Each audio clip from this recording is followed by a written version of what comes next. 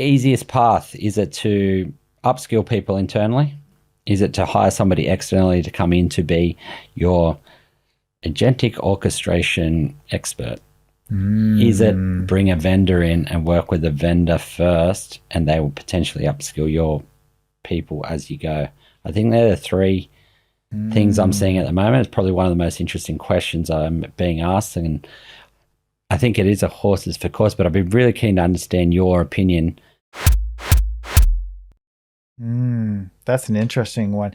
I just as you're saying that, it's sort of, you're talking about calling the vendors in, and as part of my time at Salesforce, so I was pre-sales for a good chunk, but then I took an internal role where I was CTO of an internal department, and then I was on the buying side after being on the selling side for a while. So that was a really, really interesting perspective shift. I kind of knew the games, and it kind of gave me that internal perspective.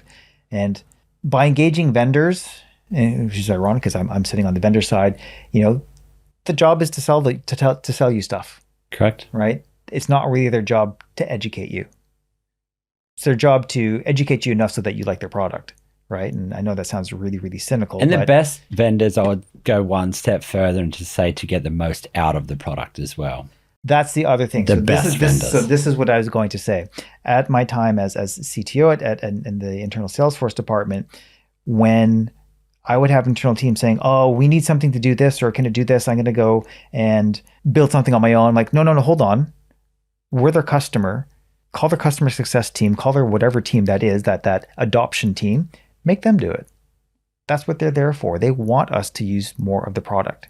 It behooves them that we use more and more and more. So I guess maybe partially to answer your question, if you have existing relationships with your vendors, leverage them, sweat the asset. You're paying for it. You're potentially getting support, premier support, success managers, whatever they're going to be called. Ask them, get them to sort of help you sort of do that. Hey, can it do this? I'm looking to do that.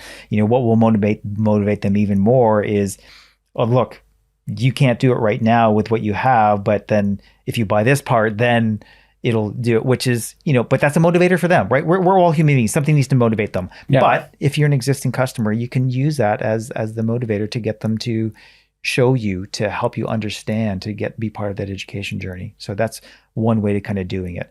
I don't know if I'd take that if you were a greenfield account, like as in you don't have a relationship with at all, because then that's a pure sales motion. Yep. Right. So again, different contexts versus if you're an existing customer versus net new customer. I think from the other sort of two scenarios you talked about is bringing in either external consultants or growing your team internally.